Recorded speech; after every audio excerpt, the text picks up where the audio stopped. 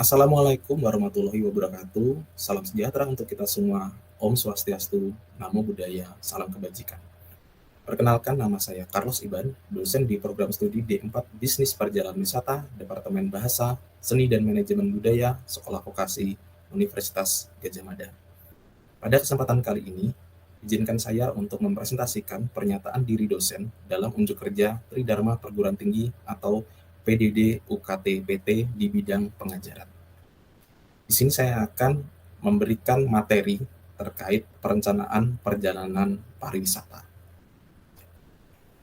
Nah, dalam perkuliahan perencanaan perjalanan wisata, saya akan memberikan beberapa outline materi. Yang pertama adalah deskripsi mata kuliah, yang kedua adalah kemampuan yang diharapkan atau CPMK, yang ketiga adalah materi pembelajaran, keempat adalah sistem pembelajaran atau mode perkuliahan, yang kelima adalah metode pembelajaran, dan terakhir adalah sistem penilaian. Untuk yang pertama adalah deskripsi mata kuliah. Mata kuliah ini bernama Perencanaan Perjalanan Wisata dengan bobot SKS 2 SKS. Kode mata kuliah adalah V4PW122 yang diambil di semester genap. Sifat mata kuliah ini adalah wajib, dengan deskripsi mata kuliah adalah sebagai berikut. Mata kuliah ini mempelajari tentang proses dan implementasi perencanaan perjalanan wisata serta pengorganisasian dan pengembangan paket wisata yang didesain oleh Biro Perjalanan Wisata sebagai pihak perantara atau disebut juga dengan intermediaries untuk mempertemukan kepentingan wisatawan atau demand dan penyedia produk, barang, dan jasa di dalam destinasi wisata atau yang disebut dengan supplier. Nah, kemampuan yang diharapkan di sini terbagi menjadi 6 CPMK atau capaian pembelajaran mata kuliah. CPMK yang pertama adalah mahasiswa mampu mengkaji konsep dan tata cara manajemen perjalanan wisata. CPMK yang kedua adalah mahasiswa mampu memahami dan menjelaskan pengertian ruang lingkup dan manajemen risiko perjalanan wisata. CPMK yang ketiga adalah mahasiswa mampu menjelaskan ketentuan, sektor, dan dasar hukum mengenai ruang lingkup perjalanan wisata. CPMK yang keempat adalah mahasiswa mampu memahami secara lebih detail mengenai jenis-jenis perjalanan wisata. CPMK yang kelima adalah mahasiswa mampu mengaplikasikan konsep, prinsip, metode, dan teknik perencanaan paket wisata. Dan yang terakhir adalah mahasiswa mampu untuk mengaplikasikan, menghitung biaya produk dan jasa. Nah, dalam sistem pembelajaran, mata kuliah ini diampu oleh 2 dosen atau tim teaching. Jumlah pertemuannya ada 14 kali pertemuan dengan beban waktu pembelajaran adalah 2 SKS. Dan di breakdown sebagai berikut, yaitu 2 kali 50 menit untuk pertemuan tatap muka, 2 kali 60 menit untuk pertemuan belajar mandiri, 2 kali 60 menit untuk belajar terstruktur. Kemudian UTS atau ujian semester ini dilaksanakan antara pertemuan ke-7 dan ke-8. Sedangkan ujian akhir semester atau UAS ini dilaksanakan setelah pertemuan ke-14. Nah, materi pembelajaran di sini ada 14 kali pertemuan dan akan saya breakdown sesuai sub CPMK dan materi pembelajaran. Untuk pertemuan pertama, sub CPMK-nya adalah mahasiswa mampu menjelaskan pengertian dan ruang lingkup perencanaan perjalanan wisata dengan materi pembelajarannya, yaitu yang pertama kita membahas kontrak perkuliahan, kemudian mahasiswa akan belajar tentang Introduction to Tour Planning. Untuk pertemuan kedua dan ketiga, sub CPMK-nya adalah mahasiswa mampu menjelaskan ketentuan sektor dan dasar hukum mengenai ruang lingkup perjalanan wisata dengan materi pembelajaran Manage Contractual Agreement in Tour Planning dan Manage Term and Condition in Contractual Agreement for Tour Package. Untuk pertemuan keempat, sub CPMK-nya adalah mahasiswa mampu memahami secara detail mengenai manajemen risiko dan perencanaan perjalanan pariwisata dan kriteria-kriterianya. Materi pembelajaran adalah Tour and Travel Management dan Risk Management in Tour Planning. Pertemuan kelima, sub CPMK-nya adalah mahasiswa mampu merundingkan biaya-biaya dengan pemasok secara tepat sesuai dengan persetujuan atau hubungan dagang. Materi pembelajarannya adalah negosiasi dengan pemasok atau supplier, pemberian komisi, pemberian diskon, dan juga ketentuan untuk komplementari. Kemudian untuk pertemuan ke-6 dan ke-7, sub CPMK-nya adalah mahasiswa mampu mengaplikasikan prosedur komisi atau kenaikan harga secara akurat, sesuai dengan prosedur dan persyaratan perusahaan pada tempatnya.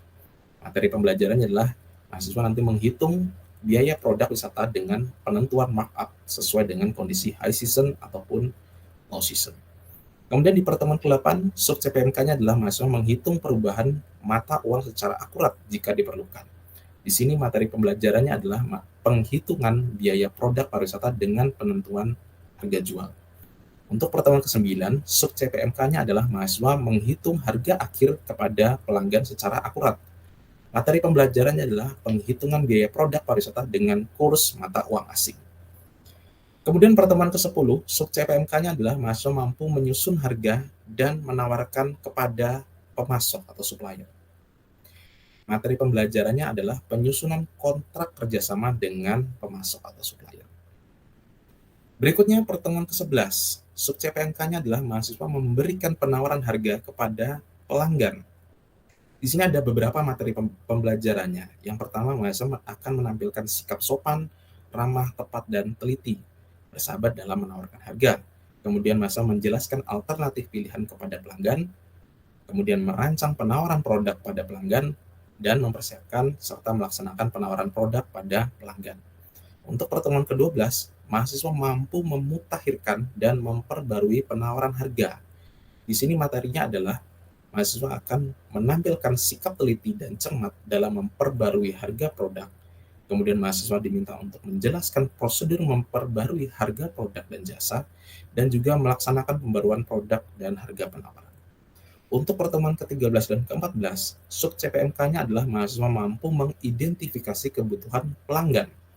Dengan materi pembelajaran adalah kebutuhan dan keinginan pelanggan diidentifikasi secara akurat sesuai budaya setempat. Kemudian membina hubungan baik dengan pelanggan untuk menunjukkan niat baik dan kepercayaan. Dan yang terakhir adalah membedakan kebutuhan dan membangun jejaring kerja. Metode pembelajaran dibagi menjadi beberapa jenis. Yang pertama adalah ceramah, di mana dosen akan menyampaikan materi menggunakan PowerPoint yang akan ditampilkan secara daring menggunakan media Google Meet atau Zoom. Kemudian yang kedua adalah diskusi, di mana mahasiswa akan mendiskusikan materi dan melakukan tanya jawab dengan dosen. Metode yang ketiga adalah collaborative learning. Di sini mahasiswa secara berkelompok melakukan kerjasama untuk mempelajari materi-materi dan juga menyelesaikan tugas yang diberikan oleh dosen pengampu.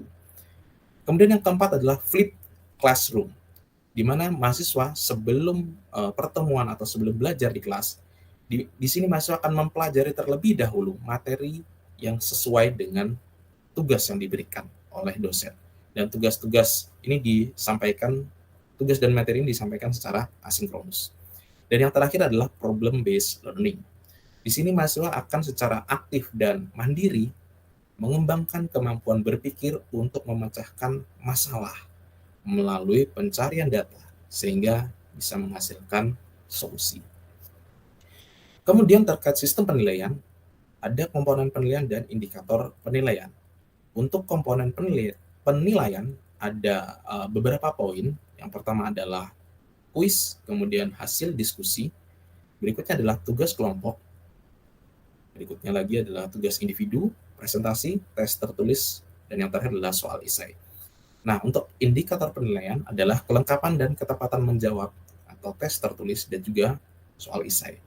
Kemudian sistematika presentasi dan juga rasionalitas argumen dalam berdiskusi. Di sini terlihat bagaimana komponen penilaian ini akan disusun menjadi nilai final, di mana kuis dan hasil diskusi ini merupakan 15% dari total nilai, kemudian tugas individu dan kelompok akan memakan 20% dari total penilaian. Berikutnya tes tulis dan esai, ini adalah 15%, dan terakhir adalah UTS dan UAS masing-masing 25%, dan di mana nanti jika ditotal akan menghasilkan nilai 100%. Nah, kemudian saya akan memberikan penyampaian materi berupa salah satu pertemuan di mata kuliah perencanaan perjalanan pariwisata. Selamat siang teman-teman. Selamat siang Pak Carlos. Oke, terima kasih atas kehadirannya. Kita bertemu lagi pada perkuliahan. mata kuliah perencanaan perjalanan wisata, teman-teman bisa lihat ya materi yang sudah saya tampilkan di slideshow. Subjeknya adalah Manage Term and Conditions in Contractual Agreement for Tour Package. Term and Condition atau biasa disebut TC refer to the contractual right and obligation. Jadi ini adalah hak dan kewajiban of a party to any contract dari pihak-pihak dalam kontrak. Kemudian TNC is the document governing the contractual relationship between the provider of a service and its user. Jadi dikatakan ini adalah suatu dokumen, oke ya, di mana dokumen itu nanti menyebutkan hubungan kontraktual antara provider of service, penyedia jasa, dan usernya, si pembeli jasa. Nah, kadang di perusahaan tour and travel, bentuk term of condition-nya itu bisa secara umum dan bisa secara khusus, teman-teman. Jadi ada dua bentuk. Yang pertama secara umum, jika teman-teman pergi browsing atau surfing ke website dari salah satu perusahaan travel agent atau tour operator, teman-teman bisa melihat term of condition di sana. Jadi mungkin di bagian about, terus masuk klik term of condition, di situ dijelaskan term of condition perusahaan secara umum maupun secara spesifik di setiap tour package. Nah, seperti itu. Kemudian saya ingin memberikan pertanyaan simpel ya bagi teman-teman. Silakan teman-teman buka device-nya. Di sini ada Mentimeter. Dan pertanyaannya simpel, teman-teman. Mengapa sih paket wisata ini wajib memiliki atau mempunyai term and condition? Teman-teman bisa scan QR code yang ada di screen atau bisa masuk ke link yang saya share. Ini saya share di chat. Oke ya, dia sudah menjawab. Dia satu mengatakan agar tetap sesuai hierarkinya. Lain. Oke, yang kedua dikatakan karena sebagai bentuk persyaratan utama perjalanan agar tidak terjadi kesalahpahaman dan kejadian yang tidak diinginkan pada saat berwisata. Oke, cukup baik karena kita tidak bisa memprediksi ya. Kemarin kita sudah belajar banyak sekali risiko yang akan kita hadapi saat membawa grup wisatawan. Kemarin kita juga sudah belajar tentang risk management. Monggo, silahkan. Ada yang punya jawaban lain? Oke, yang ketiga, karena agar tidak merugikan satu pihak dengan pihak lainnya, dan apabila ada pihak satu dan pihak lainnya merasa dirugikan agar dapat menjadikan acuan untuk diajukan ke hukum. Oke, terima kasih. Ini term and condition ini tadi saya katakan merupakan bagian penting ya dari contractual agreement, di mana di situ akan jelas hak dan kewajiban dari masing-masing pihak. Paket wisata, suatu paket wisata yang nantinya kita jual itu saya katakan wajib memiliki term and condition. Travel industry atau industri perjalanan wisata ini industri yang risikonya sangat tinggi. Nah, mengapa saya katakan sangat tinggi? Karena orang yang bekerja di industri ini sebenarnya hanya sebagai pihak tengah, teman-teman. Pihak intermediary atau middle person. Jadi dia yang mempertemukan antara demand, dalam hal ini adalah wisatawan, dengan supplier. Oke, di sini dikatakan provision in TNC must include, ada 5 hal penting ya dalam kita menyediakan term and condition. Yang pertama dikatakan advisory for client, kemudian legally required disclosure, berikutnya provision to clarify rules, kemudian disclaimer of liability, dan terakhir force majeure language. Ini hal yang yang harus dimasukkan dalam kita menyediakan term and condition. Nanti kita breakdown satu persatu ya teman-teman. Oke, yang pertama advisory for client. Nah, di sini dikatakan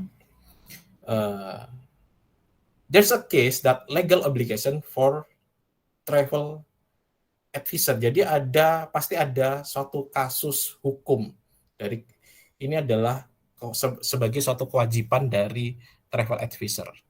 Di mana kita travel advisor kan bekerja dalam sebuah travel agency ya.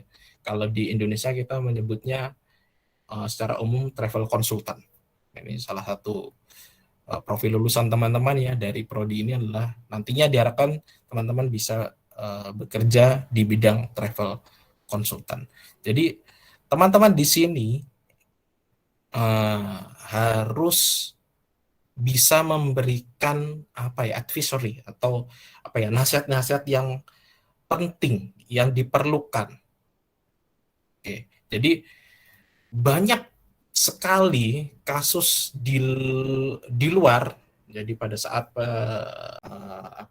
menderita sakit bawaan di tempat wisata sedang dilangsungkan seperti itu. Nah, ini advisory for klien ini menjadi satu hal yang penting ya dalam membuat term and condition TC. Oke, berikutnya yang kedua adalah legally required disclosure. Dikatakan legal regulation in transportation, biasanya usually in air travel, dan legal regulation in destination. Jadi ada peraturan atau regulasi hukum yang harus dipahami, harus diketahui oleh si klien sebelum si klien itu membeli produk-produk Anda. Entah itu produk Anda include dengan transportasi atau mungkin sudah langsung dijemput di destinasi. Kalau misalkan input transportasi, ada hal-hal penting yang juga harus dijelaskan. Nah, yang biasanya yang paling umum, istilahnya yang paling banyak regulasinya itu kalau kita menggunakan transportasi udara atau air travel. Contohnya kita yang paling umum ya di semua negara, jangan sampai kita membawa drugs gitu atau narkotik yang berbahaya. Itu hampir di semua negara ya seperti itu. Kemudian jangan membawa senjata tajam. Perubahan atraksi wisata yang kita kunjungi karena ada satu hal ternyata close, misalkan seperti itu. Nah, misalkan ya kita ingin ngajak study tour ke Lawang Sewu. Kita sudah beli tiketnya online lah jauh-jauh hari, oke sudah selesai. Ternyata pada saat hari H ada agenda negara penting, ternyata misalkan ada presiden berkunjung ke Jawa Tengah, ke Gubernur Jawa Tengah, ternyata Gubernur Jawa Tengah secara spontanitas membawa presiden ke Lawang Sewu. Otomatis close kan, ditutup semua akses menuju Lawang Sewu. Nah, ini teman-teman harus secara istilahnya secara sepihak, tapi dengan persetujuan dari klien juga untuk mengubah itinerary. Kita nggak bisa memaksakan untuk bisa sesuai agenda, sesuai itinerary untuk berkunjung ke situ. Alternatifnya harus bisa mencari atraksi wisata yang istilahnya yang sepadan. Misalkan sepadan secara tema atau mungkin sepadan di lokasi tersebut. Nah, seperti itu. Kemudian alter transport. Nah, alter transport ini juga biasanya muncul ya, bagaimana kita bisa mengorganisasikan perubahan-perubahan yang biasanya muncul pada saat kita melakukan perjalanan, khususnya di pihak transportasi ini. Siapa tahu di pertengah perjalanan ada bis yang kondisinya tiba-tiba tidak layak, dan itu wajib diganti. Dan misalkan penggantinya atau substitusinya yang sepadan pada saat itu tidak ada, itu teman-teman harus bisa mencari yang. Kemudian yang terakhir adalah force majeure. Nah, ini yang apa ya?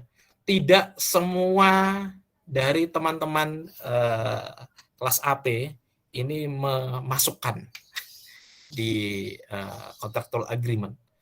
Oke ya. Ada sebagian, ada beberapa lah, saya nggak bilang sebagian karena sebagiannya cukup kecil ya. Ada beberapa mahasiswa yang memasukkan force major. Ini penting. Tapi sebagian teman-teman ini belum memasukkan force major language atau bahasa yang membuat statement terkait force major. Nah, di sini menjadi penting ya, dikatakan force major itu adalah any event which we or the supplier of the services. Jadi di sini bisa kita sebagai travel agent atau tour operator dan bisa juga supplier dari service-nya in question could not atau even with due care foresee or avoid. Jadi kita tidak bisa menghindari kejadian-kejadian terkait force major ini. Contohnya misalkan tiba-tiba kita sedang perjalanan ke Korea, misalkan kita bawa wisatawan ke Korea, tiba-tiba pas hari H itu terjadi perang sipil antara Korea Utara dan Korea Selatan mendadak hari itu juga. Nah, itu kan force major.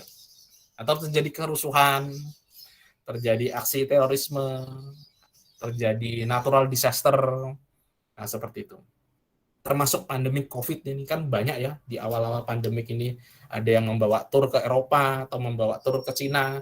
Ternyata pandemi COVID ini melanda seluruh dunia, startnya dari Cina. Otomatis ya close border ya, khususnya negara-negara yang menerima wisatawan dari Tiongkok pada saat itu. Nah, gimana nasibnya si wisatawan yang sedang berlibur, sedang vacation di sana? Itu bagian dari force majeure. Nah, force majeure ini biasanya nanti akan ditindaklanjuti dengan kesepakatan berikutnya. Tetapi biasanya kalau force majeure ini tidak ada istilahnya full refund. Karena ini di luar kuasa dari supplier, di luar kuasa dari si travel agent. Nah, ada nggak yang refund? Ada, tetapi ya tadi saya katakan tidak ada full refund. Mungkin ada beberapa persen saja. Nah, poin-poin inilah yang teman-teman harus pahami ya. Mana tadi poinnya? Nah, seperti ini. Kelima hal ini menjadi dasar dalam kita membuat term of condition. Oke ya, sampai di sini jelas ya teman-teman. Kemudian nanti di akhir saya ingin memberikan tugas. Ini tugasnya sangat simpel ya. Ini cuma membuat kalimat atau kata-kata saja. Mungkin yang kemarin sudah mengumpulkan tugas yang di dalamnya contractual agreement-nya ada disclaimer dan force majeure itu oke. Tinggal teman-teman istilahnya lengkapi saja. Nah, tetapi tadi saya katakan ya, ada sebagian dari teman-teman yang belum memasukkan disclaimer dan force majeure ini ke dalam term and condition di bagian isi, di bagian pasal-pasal.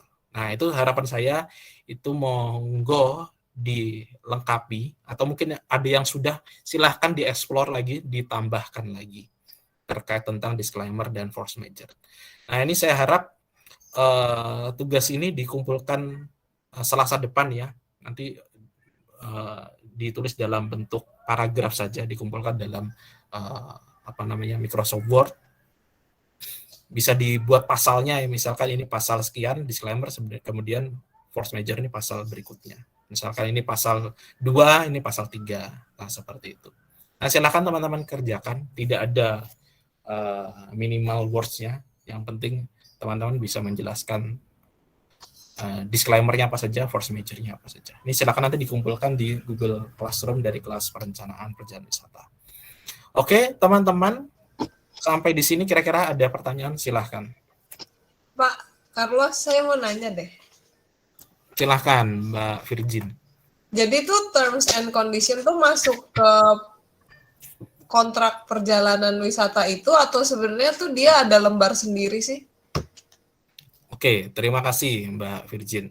Tadi saya katakan di awal bahwa ini sebenarnya dokumen ya, term and condition.